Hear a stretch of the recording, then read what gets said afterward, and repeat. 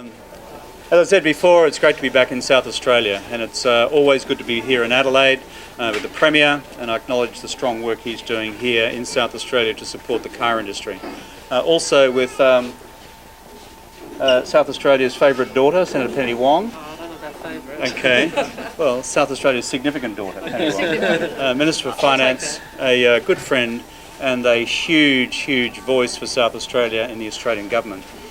Kim Carr is here as the Industry Minister, a man whose passion for manufacturing the auto industry I think is known and not challenged by anybody in the room. And our friends from the union are here from various branches, and I think Nick Champion's around somewhere. There you go. You're being non-prominent. There he is, up the back. With the work. Thank you. The government that I lead is committed to building Australia's future. Mr Abbott is committed to cutting things down. Cut, and cut to the bone. And it doesn't matter what you look at. Today we're here to talk about the car industry. I've laid our plans out for everyone to see in a very transparent way. This is what we'll do, this is why we're doing it, and we believe it's important to support 50,000 jobs in the car industry across Australia. Mr Abbott's response is to cut, and cut. Let's be very blunt here. Mr Abbott's position is this. He, over the course of the period between now and 2020, would be cutting, I think I'm right to say this, Kim, 1.2 billion. That's right. 1.2 billion over the course of the next 7 years from Australian car industry workers. 50,000 families across Australia. I regard their jobs as important. I regard their families as being important. And I don't think it's right for Mr Abbott just to wave them away as if ordinary Australians don't matter. Ordinary Australians do matter. Ordinary Australians are the heart and soul of the country and the community we've built these last several hundred years. That's where we stand on the car industry. I often hear the criticism from some about the car industry, by the way, well, isn't this protectionism? Well, here's a couple of figures for you. In the United States, the protection arrangements and the car subsidy arrangements and the support arrangements for the motor vehicle industry there runs out at about $96 per head. Federal Republic of Germany, the folks who manufacture BMW, Audi, all those sort of cars, $90 a head. The Australian government in Australia, support per head for the car industry of Australia, $18 per head. 96, 90, 18. So to all members of the Australian Anti-Car Industry Flat Earth Society, can I just say, read some numbers, work it out. Every country in the world which supports a car industry, the 13 countries which was mentioned before, who can design, construct and complete a car from go to woe, every one of those countries out there supporting the car industry in their countries. I believe in industry policy. I believe in manufacturing policy. And that's why I make no apology at all to anybody out there, any right-wing economist, about what we're doing to support the future of Australian manufacturing in general and the car industry in particular. I can see no greater, frankly, contrast. We are building Australia's car industry for the future. Mr Abbott is cutting it to pieces by pulling out $1.2 billion from the industry and its workers and their jobs when they need it most. Of course, it's a broader story than that. When I look here in the great state of South Australia, we, in partnership with the South Australian government, have been building the state up. What I see from Mr Abbott is a recipe for cutting the state down as part of his $70 billion worth of cuts to jobs, health and education. Just a couple of examples. I've mentioned the fact that there's over 5,000 auto workers here in South Australia. We, the Australian government, believe in building an industry to support them for the future.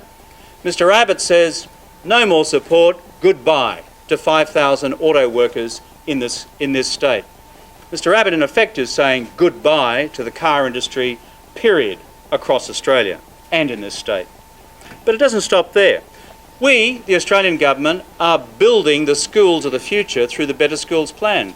Mr Abbott is cutting what we would provide to those schools in the future, cutting effectively hundreds of millions of dollars from each and every school in South Australia, so that schools in South Australia would be $610,000 a year worse off under him than under what we would provide through the Better Schools plan.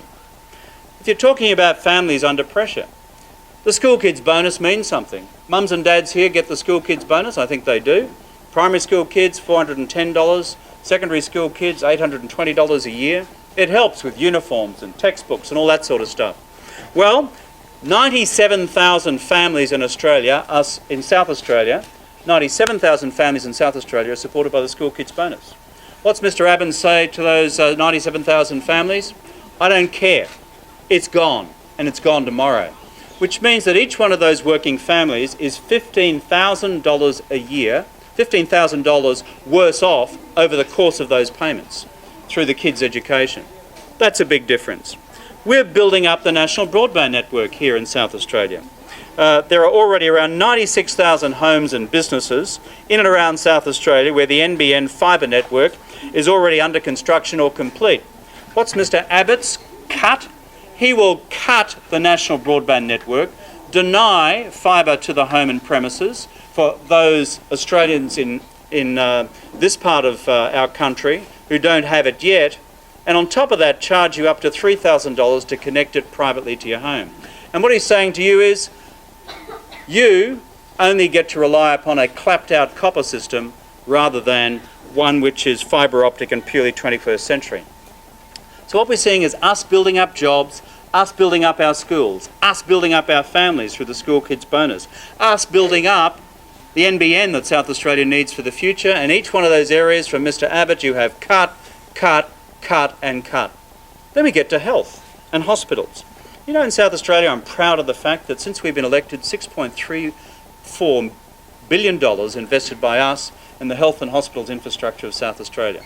Wherever I go I see stuff that we're investing in. New centres to provide basic health care, including Medicare locals right across South Australia. What does Mr. Abbott say for South Australia's health and hospitals for the future? He says, I'm going to cut Medicare local, containing thousands of frontline workers across Australia. In South Australia, what he's saying is he will cut 5 Medicare local centres and sack 300 frontline healthcare workers. We are building the health and hospital system for South Australia's future. What he's doing is just cutting it to shreds. So friends, what I would say, whether it's across the state of South Australia or the individual stories in Wakefield, in Hindmarsh, in Tony Zappia's electorate, right across the state, elsewhere in the seat of Adelaide, the story is the same right down to the local level. The final point I'll just give you one example on is this. In the seat of Wakefield itself, which is very close by to where we are here, how many families now depend on that cheque each year for their kids through the school kids bonus? I'll tell you how many. There are 13,200 families here in this area of Wakefield, represented by Nick Champion, who are currently being supported by the school kids bonus. What's Mr. Abbott saying to all those families in Wakefield, and a similar number in Hindmarsh, and a similar number in Tony Zappia's electorate, and a similar number in Kate Ellis's electorate, and a similar number in other places here in Adelaide and beyond, is he doesn't give a damn. Gone. That's the end. Now, I think that is fundamental. So what I'm saying in conclusion is, we build up, they cut, they cut, they cut down, and they cut it to pieces. Jobs for the auto industry, health and hospital services. On top of that, what we're doing in schools, the NBN, and most critically, in support for local families under financial pressure. I'm pleased to be back in South Australia. It's a fantastic state. Therese arrives this afternoon. I think we're going to a game between Port and the Gold Coast Suns. Looking forward to that. And we're going to be here overnight and tomorrow as well, and she'll be tramping over some of the old haunts that she knows from when she was a kid. Over to you folks.